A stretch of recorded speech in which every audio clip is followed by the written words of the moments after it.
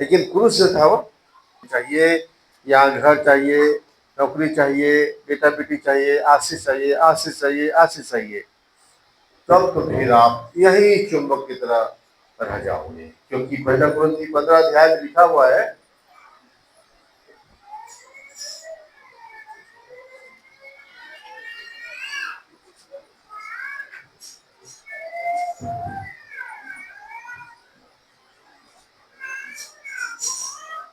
उन्नीस पद में,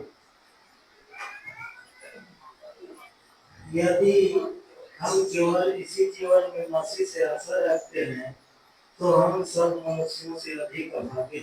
यदि हम केवल इसी जीवन में मसीह से आशा रखते हैं तो हम सब मनुष्यों में अभागे हैं।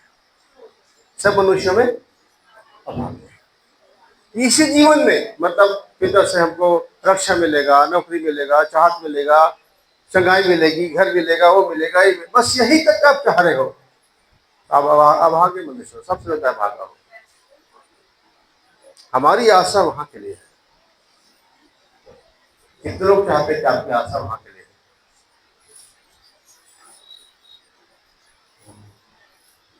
जो सोए हैं वो लोग नहीं उठा रहे हाथ से, ये नहीं उठा रहे हैं। नहीं नहीं है।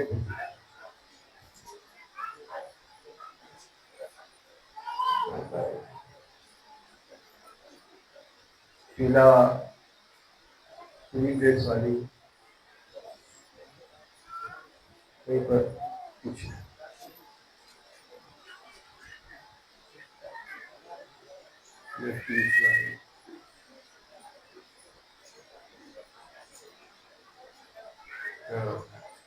वहां नहीं जाना है,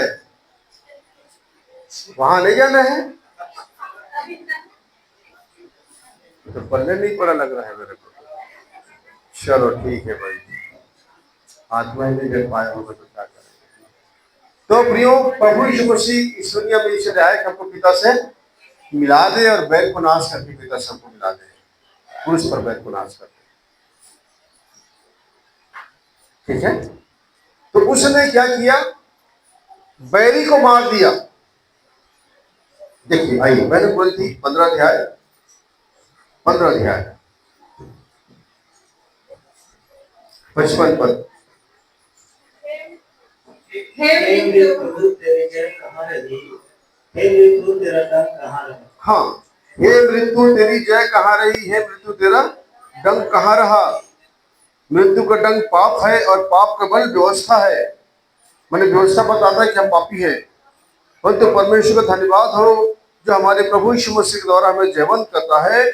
इसलिए हे प्रिय भाइयों, दृढ़ और अटल रहो और प्रभु के काम में सर्वदा बढ़ते जाओ, क्योंकि ये जानते हो कि तुम्हारा परिश्रम प्रभु व्यर्थ नहीं है। प्रभु यीशु मसीह के द्वारा हम जयवंत हो रहे हैं, मृत्यु से जय पा रहे हैं, मृत्यु पर विजय पा रहे हैं। हमें जय कुछ समय लेकर चलता है। अब आप सोच रहे कि हम ये शरीर के ऊपर ही बस चिंता करेंगे, शरीर बस कर सोचेंगे। अरे शरीर के लिए आप काहे सोच रहे हो? वो तो जो चिड़िया लोग, पशु पक्षी लोग हैं, उन लोग भी अपने शरीर के लिए सोचते हैं। उन लोगों ने बैंक बैलेंस रखा है, उन लोगों ने धान के लिए, चावल के लिए कोठी बनाया है, ना खत्ता बनाया है, फिर रोज खिलाता है परमेश्वर उनको, किसी को भूखा नहीं रखता। हर प्राणी के लिए भोजन देता है, वो उपाय करता है वो। तो आप तो और ज्यादा कीमती हो, बहुत सारे गौरैयों से बढ़कर हो। वो तो ऐसे भी हमको खिलाता पालता है।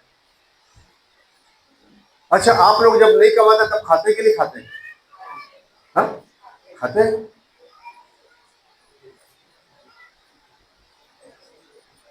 कैसे भी कर खिलाता है वो, उपाय करता है। तो आप ये समझ लीजिए कि पहला कुरिन्थी जो 15 अध्याय है उसके 50 पद में लिखा है, हे भाइयों, मैं कहता हूं कि मांस और लहू परमेश्वर के राज के अधिकारी नहीं हो सकते। मतलब ये मांस और लहू, ये शरीर ना नाशवान अविनाशी का अधिकारी हो सकता है। ये शरीर नाशवान है, अविनाशी को नहीं पहनने के लिए जाएगा वहां पर, अभी नहीं जाएगा। ये शरीर अभी नहीं जाएगा। जब हमारा आत्मा पहुंच जाता पिता के पास, हम वो जीवन जीते हैं, तब पुनरुत्थान के दिन हमारा आत्मा प्रभु के साथ आएगा और प्रभु कहेगा उठो। तो हर एक आत्मा अपने अपनी बॉडी को जो कहाँ मरा है, कहाँ दफनाएगा, सब आत्मा जानते हैं। वो अपने अपनी बॉडी में प्रवेश करेंगे और वो शरीर जो है फिर से बन जाएगा। जो हड्डी सड़ गया है, मांस गल गया, आपको कुछ नहीं है, वहां पर फिर से आपका शरीर मिल जाएगा, हमारा शरीर भी बना बनाया मिल जाएगा। ऐसी जो है शरीर सेम ऐसे दिखेंगे। लेकिन ये हाड़ मांस का शरीर नहीं रहेगा, ये अविनाशी से रहेगा। काटोगे तो कटेगा नहीं, मारोगे तो मरेगा नहीं, न दर्द न पीड़ा। यहाँ तो गोली खा खा कर थक जाते हैं। सुबह नाश्ते के बाद एक गोली, दोपहर खाने के बाद एक गोली, ये सुबह खाने से पहले, ये बाद में, एक आधा घंटा बाद में, ये 15 मिनट बाद में, ये रात को, ये सोते समय भी, सोने से पहले, खाना के बाद, उसके बाद सोने से पहले। आदमी सो गए तो भूल जाता है, लेकिन उसको थोड़ा याद रहता है सोने से पहले, थोड़ा नींद आ रहा तो पहले ले लो। गोली खा खा के मर रहे हैं। हाँ, दवाई लगा लगा के, इंजेक्शन लगा लगा के सारा पैसा चला जाता है डॉक्टर के पास में। हाँ बोलियो। तो ये जो चीजों के लिए हम जीते हैं, शरीर के लिए, ये शरीर का क्या है ना, आसमान का है। हम लोग जब मरते बोलते अरे बहुत जल्दी मर गया, अरे बहुत जल्दी नहीं, अच्छा कर दिया, चल दिया। वो अगर प्रभु में जीवन पाके मर गया तो बहुत बढ़िया है वो, क्योंकि ज्यादा दिन तक दुनिया में रह कर गंदा होता और दुनिया से बच गए वो, है ना। हाँ, मैं तो लोग सराहता हूँ जो लोग सोच से मर जाते हैं, कितना बढ़िया मरे बेचारे, कितना बढ़िया चले गए, सोए चले गए, पता भी नहीं चला उनको। हाँ, यहाँ पर एक पैर को काट दिए, इधर एक हाथ को काट दिए, है ना, इधर पाइप लगा है, उधर पाइप लगा है, और जी रहे बेचारा, करा रहे हैं स्ट्रेचर में, वो डॉक्टर के पास, स्ट्रेचर वो लेप के मारने के ले जा रहे हैं। ये भी जीवन।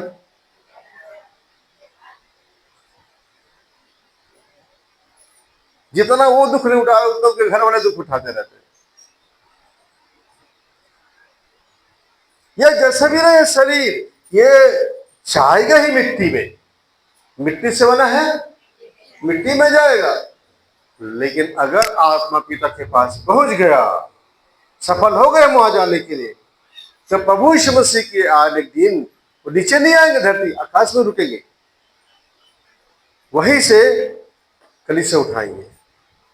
तो उस दिन सबकी आत्मा अपने अपने शरीर को लेने आएगी और अपने अपने बॉडी प्रवेश करके साए साए फट फट उठ जाएंगे। वो लोग पहले उठेंगे, उसके बाद जो जिंदा है और तैयार है बिल्कुल, परमेश्वर ने जान लिया कि ये उठने वाला है, वो लोग फट फट उठते जाएंगे। और जो नहीं उठेगा उसके लिए तो मत पूछो। अब तक ऐसा कठिन दुख समय नहीं हुआ है जो आने वाला समय पर, जो 7 साल में शैतान का राज्य होगा, उसे तो बच्चा मूर्ते लोग धन्य है जो सो गए हैं, है ना। वो भी प्रभु में सो गए तब, और प्रभु नहीं सोया है ना, वो तो छूटेगा तो जाएगा ही नहीं। अगर प्रभु में सो गए तो ठीक है।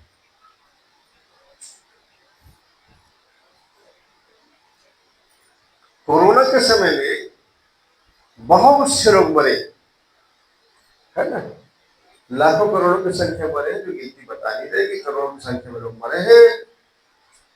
और उन दिनों में बहुत के जन लोग भी मरे हैं कोरोना से, कई बच गए, कई मर गए। तो जो मर गए उनको क्या समझते हैं, अरे ये तो कोरोना में मर गए, इतना बड़ा दास था प्रभु का, है ना, ये प्रभु का दास भी कोरोना में मर गया।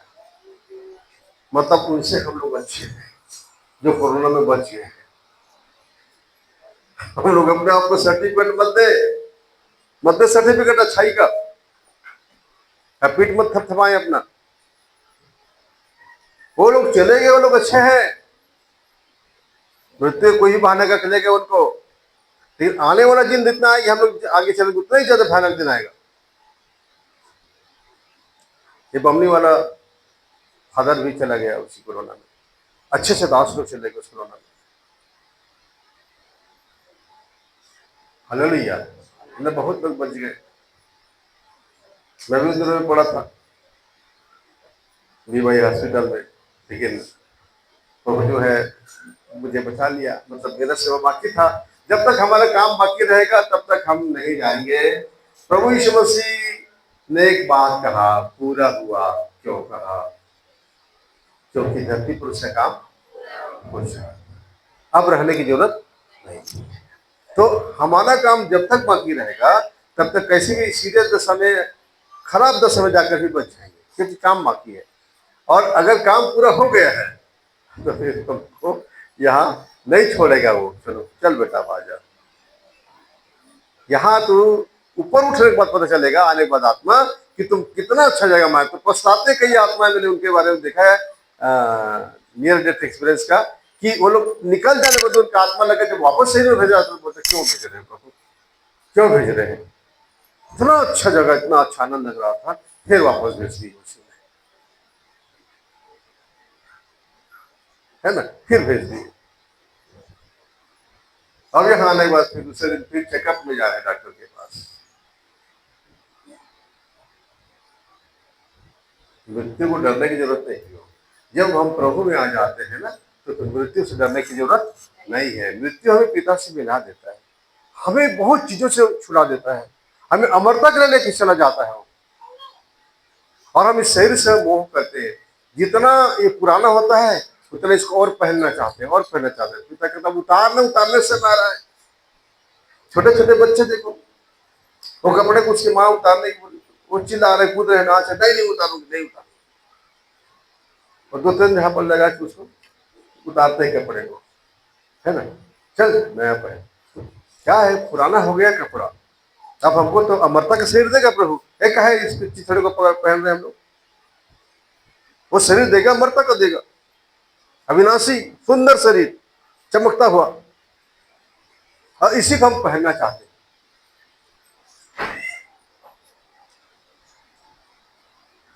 तो यहाँ पर हम देखते हैं कि देखो मैं तुमसे भेद की बात कहता हूं, हम सब नहीं सोएंगे परंतु सब बदल जाएंगे। यह क्षण भर में पलक मारते ही अंतिम तुरही फूटते ही होगा, क्योंकि तुरही फूटी जाएगी और मुर्दे अविनाशी दशा में उठाए जाएंगे और हम बदल जाएंगे। क्योंकि अवश्य है कि नाशवान देह अविनाश को पहन ले और मरणहार देह अमरता को पहन ले। और जब यह नाशवान अविनाश को पहन लेगा और यह मरणहार अमरता को पहन लेगा, तब यह वचन जो लिखा है पूरा हो जाएगा कि जय ने मृत्यु को निगल लिया, हे मृत्यु तेरी जय कहाँ रही, हे मृत्यु तेरा डंक कहाँ रहा। उस दिन हम मृत्यु पर जय पालेंगे, अब नहीं मरने के, अब कभी मृत्यु नहीं आएगी। मृत्यु को हमारे प्रभु ने जी उठकर हरा दिया, जी उठकर हरा दिया। बाइबल में बड़ी सारी बातें, लेकिन मैं आखिरी एक बात कहूंगा जो प्रभु यीशु मसीह ने अपने साक्षी खुद देकर कहा। लोग उसके जी उठने पर बहुत से लोग बोलते कि अरे नहीं जिया होगा, ऐसे बोलते हैं। लेकिन प्रभु यीशु मसीह जीवित होने के प्रमाण, जी उठने के तुरंत बाद इमाउस में चले वापस लौट रहे थे, बैक साइड हो रहे थे, उनके पास चला गया वो, उनको वापस लौटाया। 1 महीने 40 दिन वो धरती पर रहा, लोगों दिखाई दे रहा तो उनके साथ बैठा, खाना पीना खाया, उनके साथ बातचीत किया। और 40 दिन के बाद जब प्रभु उठाया गया तो बहुत सी आंखें उसको देखती रही। क्या देखती रही?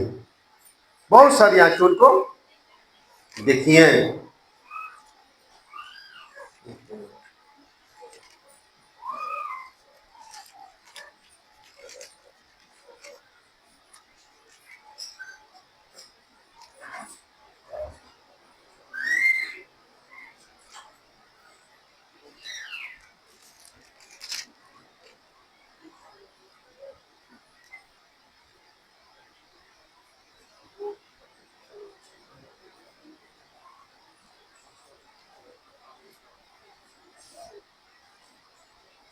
प्रेरितों के काम पहला अध्याय 6 पद से पढ़ेंगे। प्रेरितों के काम पहला अध्याय 6 पद से। अतः उन्होंने इकट्ठे होकर उससे पूछा, हे प्रभु, क्या तू इसी समय इसराइल को राज्य कर देगा? हाँ, जिंदा होने के बाद प्रभु से पूछा, चलो नहीं, हे प्रभु, क्या इस समय तो इसराइल को राज्य कर देगा? एक गुलामी से निकाल देगा इसराइल को और खुद राजा बन जाएगा यहाँ का? उसने उनसे कहा, उन समयों या कालों को जानना जिनको पिता ने अपने ही अधिकार में रखा है तुम्हारा काम नहीं, परंतु जब पवित्र आत्मा तुम पर आएगा तब तुम सामर्थ पाओगे और यरूशलेम और सारे यहूदियों और सामरिया में और पृथ्वी की छोर तक मेरे गवाह होंगे। हाँ, आगे। यह कहकर वह उनके देखते देखते ऊपर उठा लिया गया और पागल ने उसे उनकी आंखों से छिपा लिया। उसके जाते समय जब वे आकाश की ओर ताक रहे थे तो देखो, दो पुरुष श्वेत वस्त्र पहने हुए उनके पास आ खड़े हुए और उनसे कहा, हे गलीली पुरुषों, तुम क्यों खड़े आकाश की ओर देख रहे हो? यही यीशु जो तुम्हारे पास से स्वर्ग पर उठा लिया गया है, जिस रीति से तुमने उसे स्वर्ग को जाते देखा है, उसी रीति से वह फिर आएगा। उसी रीति से वह लोगों को देखते देखते पता नहीं कितने हजार लोग उसको देखे होंगे, देखते देखते उठा लिया गया। हाँ, अरे वो उसका न्यूटन का जो सिद्धांत काम करता ना, क्या बोलता, दबाव का, प्रेशर का, सब तो याद नहीं आ रहा है मेरे को। वो यीशु मसीह पर काम नहीं किया, मतलब वो सीधा उठ गया। कोई चीज उठता है तो धरती खींच लेती है ना, है?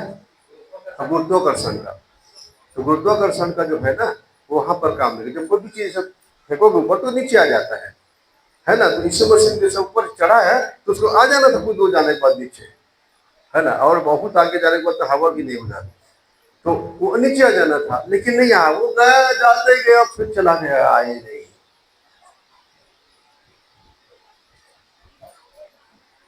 आश्चर्य को देखने वालों ने चेलों से दो स्वर्गदूत प्रकट हुए और कहा, जिस तरह से तुम उसे जाते हुए देख रहे हो उसी तरह से वो फिर से दोबारा आएगा। इन आंखों ने जाते हुए देखा है और बहुत से आंखों दिनों में आते हुए देखे। तब छाती पीटेंगे, रोएंगे, चिल्लाएंगे, हमने उस पर विश्वास नहीं किया, ईमान नहीं लाया। ये साक्षी है लोगों का जिन्होंने देखा है। जैसे हम कोई चीज को देख लेते हैं और बाद में जाके कुछ लोग बताते हैं कि हमने चीज देखा है, बोले है झूठ बोल रहे हो, नहीं देखा, बेकार की बातें नहीं बोलेंगे, लेकिन हमने आंख को देखा है, तो हमने आंख को देखा है। वैसी बात है प्रियो, जिन्होंने देखा है उन्होंने गवाही दी, साक्षी परमेश्वर के पवित्र शास्त्र में लिखा गया है। और अब मैं आखिरी बात जो खुद प्रभु यीशु मसीह ने अपने विषय में कहा है आपको लाऊंगा। आप प्रकाशित की पुस्तक निकालिए, एक अध्याय।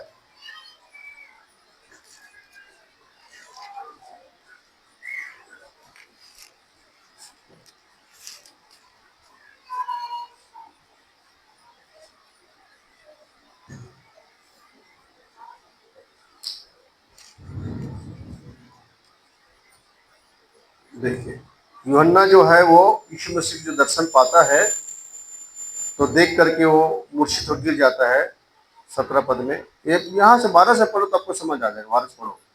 तब मैंने उसे जो मुझसे बोल रहा था देखने के लिए अपना मुंह फेरा, पर पीछे घूमकर मैंने सोने की 7 देवतें देखी और उन देवताओं के बीच में मनुष्य के पुत्र सदृश एक पुरुष को देखा, जो पांवों तक का वस्त्र पहने और छाती पर सोने की पटुका बांधे हुए था। उसके सिर और बाल श्वेत ऊन वरन पाले के समान उज्ज्वल थे और उसकी आंखें आग की ज्वाला के समान थी। उसके पांव उत्तम पीतल के समान थे, जो मानो भट्ठी में दाया गया हो, और उसका शब्द बहुत जल के शब्द के समान था। वह अपने दाहिने हाथ में 7 तारे लिए हुए था और उसके मुख से तेजधारी तलवार निकलती थी। उसका मुंह ऐसा प्रज्वलित था जो सूर्य कड़ी धूप के समान चमकता है, जब मैंने उसे देखा तो उसके पैरों पर मुद्दा सा गिर पड़ा। उसने मुझ पर अपना दाहिना हाथ रख कर कहा, मत डर, मैं प्रथम और अंतिम और जीविता हूँ। मैं मर गया था और अब देख मैं युगानुयुग जीविता हूँ, और मृत्यु और अधोलोक की कुंजियां मेरे ही पास है। हाँ, क्या कहा? हाँ, मत डर, मैं प्रथम और अंतिम और जीविता हूँ। प्रथम कौन? परमेश्वर। सबसे पहला कौन है? परमेश्वर। प्रथम और अंतिम और जीविता हूँ। मैं मर गया था और अब देख मैं युगान युग जीविता हूँ, और मृत्यु और अधोलोक की कुंजियां मेरे ही पास है। मृत्यु और अधोलोक की कुंजियां मेरे ही पास है। मतलब जिसको चाहे वो ले जा सकता है, चाबी उसके हाथ में है।